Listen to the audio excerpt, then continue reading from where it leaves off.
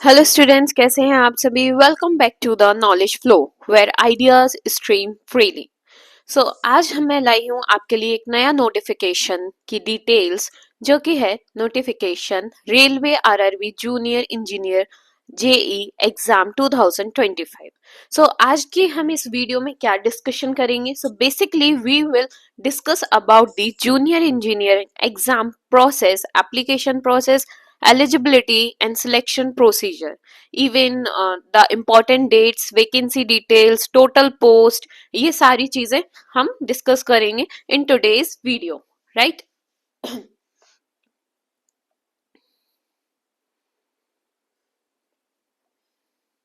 Okay, so हम पहले बात करते हैं इम्पोर्टेंट डेट्स की। So basically as we all know कि एप्लीकेशन स्टार्ट जो है वो ऑलरेडी हो चुकी है। कब स्टार्ट हुई थी? 31 अक्टूबर 2025 में, यानी कि आज 8 नवंबर है। तो ऑलरेडी 8 डेज जो हैं वो हो चुके हैं इस एप्लीकेशन को स्टार्ट हुए। नाउ लास्ट डेट की अगर हम बात करें तो हमारी लास्ट डेट जो है वो है 30 नवंबर 2025। सो आप लास्ट टू लास्ट इस फॉर्म को 30 नवंबर तक फिल कर सकते हो, 2025 तक।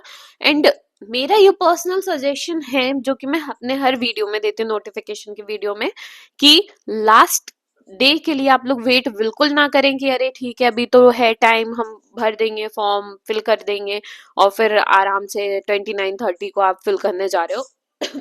तो मेरा ये पर्सनली सजेशन है, या इट्स माई हम्बल रिक्वेस्ट, कि आप लास्ट डेट के लिए वेट ना करें, जल्दी से जल्दी इस फॉर्म को भर दें। क्योंकि लास्ट डे में जो है ना वो सर्वर इशू बहुत होता है, बहुत ज्यादा सर्वर दिक्कत देने लगता है, तो जिस वजह से जरूरी नहीं है कि आप फॉर्म फिर भर ही पाओ लास्ट डेट्स में। ओके, सो मेक श्योर कि आप इसको अभी जितना जल्दी हो सके इस फॉर्म को भर दो, if you are interested for applying this form. Okay, then last date for fee payment, जो आपकी फी पेमेंट की लास्ट डेट है, डेट इज 2 दिसंबर 2025। अगर आपसे कोई एरर हो जाता है फॉर्म भरते टाइम, या कोई आप गलत इंफॉर्मेशन भर देते हो, या कोई गलत डॉक्यूमेंट अटैच कर देते हो, या आपकी किसी भी की स्पेलिंग, आपके नेम की स्पेलिंग, फादर्स मदर्स स्कूल, या आपके एड्रेस की स्पेलिंग जो है वो इनकरेक्ट हो जाती है, गलत हो जाती है, तो आप उसको करेक्ट कर सकते हो। और जो करेक्शन डेट है वो हमारी है 3 दिसंबर से 12 दिसंबर 2025, राइट। देन जो एप्लीकेशन स्टेटस है, कि मतलब आपका एप्लीकेशन रिसीव हुआ या नहीं हुआ, ये आपको बाद में पता चलेगा, इसका नोटिफिकेशन बाद में आएगा। इवन न्यू एग्जाम डेट का भी जो नोटिफिकेशन है बाद में आएगा। और एडमिट कार्ड की जो डेट है वो बिफोर एग्जाम आ जाती है, मतलब एग्जाम के आपके 1 हफ्ते या 10 दिन पहले आपका जो एडमिट कार्ड है वो रिलीज हो जाएगा, जिसमें आपको पता चल जाएगा कि आपका एग्जाम कब है और कहाँ है। ओके, नेक्स्ट अगर हम एप्लीकेशन फी की बात करें, अब हम फॉर्म भरने तो चले गए, तो ऑब्वियसली कुछ चार्जेस भी लगेंगे। सो चार्जेस की अगर हम बात करें तो charges general, OBC and EWS यानी कि इकोनॉमी व्हीकल सेक्शन को जो है वो ₹500 पे करना पड़ेगा as a application fee. But जिसमें से उन्हें ₹400 जो है वो रिफंड हो जाएंगे। और ये ₹400 कब रिफंड होंगे? जब आप स्टेज 1 के एग्जाम में अपेयर होगे। ये मत सोचना कि स्टेज 1 का एग्जाम तो हो गया, हमने तो दिया नहीं, आप देने नहीं गए एग्जाम और आप सोचो कि आपके पैसे रिफंड हो जाएंगे। नहीं, इसमें साफ साफ लिखा है, will be refunded to the bank account after appearing in stage 1 exam. जब आप स्टेज 1 के एग्जाम में अपेयर हो जाओगे, एग्जाम दे दोगे, तब आपके जो ₹400 हैं वो रिफंड हो जाएंगे। सेम SC ST और EBC यानी कि इकोनॉमी बैकवर्ड क्लासेस की जो फीस है, एप्लीकेशन फीस है, वो चार्ज होती है ₹250।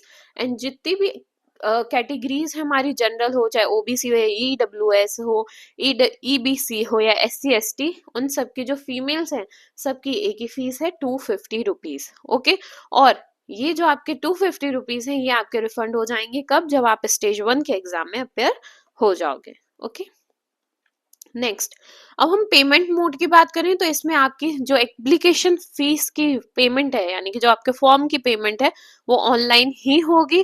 सो ऑफलाइन नहीं होगी, ठीक है ना। सो ऑनलाइन होगी।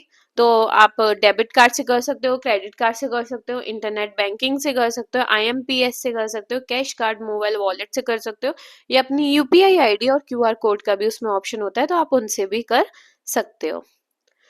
देन नेक्स्ट हम एज की बात करें तो मिनिमम और मैक्सिमम क्या एज होनी चाहिए हमारे इस फॉर्म को फिल करने के लिए। सो मिनिमम आपकी एज जो है वो होनी चाहिए 18 ईयर्स। कितनी होनी चाहिए? मिनिमम आपकी 18 ईयर्स एज होनी चाहिए और मैक्सिमम 33 ईयर्स होनी चाहिए। अच्छा, एक और चीज, ये जो एज है वो आपकी 1 जनवरी 2026 तक की ही होनी चाहिए। सपोज आप सोचो कि अभी तो मैं 17 ईयर्स का हूँ और 2 जनवरी 2026 में हम 18 के हो जाएंगे तो ये फॉर्म फिल कर दे रहे हैं। नहीं, अगर ऐसा है तो आप फॉर्म फिल नहीं कर सकते। अगर आप 1 जनवरी 2026 से पहले या 1 जनवरी 2026 को 18 ईयर्स के हो जाते हो तभी आप इस फॉर्म को फिल कर सकते हो, अदरवाइज आप नहीं कर सकते। Same as maximum age, suppose आप सोच रहे हो कि हम अभी तो 33 ईयर्स के हैं, है ना, और क्या बोलते 4 दिन बाद अभी मतलब मान लो कि सपोज परसों आप 34 ईयर्स के हो जाओगे तो हम तो फॉर्म फिल कर दे रहे हैं। नहीं, तो भी आप फॉर्म फिल नहीं कर सकते। अगर आप 1 जनवरी 2026 तक ही 33 ईयर्स तक के हो, उसके बाद आप 34 के हो जाओ, कोई इशू नहीं है, बट अभी अगर आप 1 जनवरी तक 33 ईयर्स तक के हो तो आप इस फॉर्म को फिल कर सकते हो। अच्छा, जो आरआरबी है वो कुछ एज रिलैक्सेशन भी प्रोवाइड करती है for the junior engineering position के लिए अकॉर्डिंग टू देयर रेगुलेशंस। तो जो लिंक है, इसकी लिंक मैं आपको मेंशन कर दूंगी डिस्क्रिप्शन बॉक्स में। तो आप एज रिलैक्सेशन रहता है, कैटेगरीज वाइज रहता है, और कुछ अगर किसी को फिजिकल डिसेबिलिटी है तो उसके वाइज रहता है, एक्सपीरियंस है तो इन सब के वाइज जो है वो आपको कुछ एज रिलैक्सेशन दिया जाता है। तो इसकी जो लिंक है वो मैं डिस्क्रिप्शन बॉक्स में पिन कर दूंगी, तो आप लोग एक बार जाके चेक कर लेना कि एज रिलैक्सेशन में मतलब किस कैटेगरी को कितना मिल रहा है। ओके, देन नेक्स्ट हम बात करते हैं हमारी वैकेंसी डिटेल्स। ओके, किसकी वैकेंसी डिटेल्स की बात करें तो देखो, जूनियर इंजीनियरिंग की जो पोस्ट है, इसमें जनरल की जो पोस्ट है वो कितनी वैकेंसी निकली है? 1090। ईडब्ल्यूएस की निकली है 244, ओबीसी की 615, एससी की 410 एंड एसटी की 210। सो ये जो नंबर ऑफ वैकेंसीज निकली हुई हैं कैटेगरीज वाइज, जनरल की 1090, ईडब्ल्यूएस की 244, ओबीसी की 615, एससी की 410 एंड एसटी की 210। ओके, अब अगर आपको रीजनल वाइज देखनी है, देखो ये तो ओवरऑल बताया कि ओवरऑल इंडिया में इतनी निकली हुई है रेलवे में, ठीक है, वैकेंसी जनरल की इतनी और ईडब्ल्यूएस ओबीसी एससी एसटी की इतनी निकली है। बट अगर आपको रीजनल वाइज चेक करना है कि किस रीजन में कितनी निकली है, जनरल की कितनी निकली, सपोज उत्तर प्रदेश में जनरल की कितनी है, ओबीसी की कितनी निकली, एससी एसटी की ईडब्ल्यूएस की कितनी निकली, तो उसकी जो लिंक है, रीजनल वाइज लिंक जो है वो मैं डिस्क्रिप्शन बॉक्स में पिन कर दूंगी, तो आप लोग एक बार जाके चेक कर लेना। ओके, अब हम अगर एलिजिबिलिटी क्राइटेरिया की बात करें तो आपके पास क्या क्वालिफिकेशन होनी चाहिए इस फॉर्म को फिल करने के लिए? सो बेसिकली आपके पास इंजीनियरिंग का डिप्लोमा या डिग्री होनी चाहिए और स्पेसिफिक क्वालिफिकेशन होनी चाहिए जूनियर इंजीनियरिंग आईटी में, एंड साथ ही साथ केमिकल एंड मेटलर्जिकल असिस्टेंट हो अगर आप, तो आप एलिजिबल हो इस रिक्रूटमेंट के लिए, ठीक है। बट अगर कुछ लोग होते हैं जिनके पास ज्यादा एक्सपीरियंस और ज्यादा नॉलेज है, तो आपको ऑफिशियल नोटिफिकेशन पहले रीड करना चाहिए कि आपके पोस्ट, इस पोस्ट के रिलेटेड एक्सपीरियंस वालों और नॉलेज वालों के लिए क्या पोस्ट निकली और क्या वैकेंसी है। Okay, and yes, see before applying, मैं ऑलरेडी बोल रही हूँ कि बिफोर अप्लाई करने से पहले आपको एक बार ऑफिशियल इंफॉर्मेशन जो है वो कंप्लीटली रीड आउट करना चाहिए। Okay, then next, how to fill railway RRB JE online form. अब आप इस फॉर्म को कैसे फिल करें? सी, जो भी, पहली बात तो जो भी कैंडिडेट्स इंटरेस्टेड हैं, जो अप्लाई करना चाहते हैं रेलवे आरआरबी पोस्ट के लिए, they can submit there form, application form online before 30 नवंबर 2025। सो वो अपना, जो भी इंटरेस्टेड हैं बच्चे इस फॉर्म को फिल करने के लिए, वो 30 नवंबर 2025 से पहले पहले इस एप्लीकेशन को सबमिट कर दें।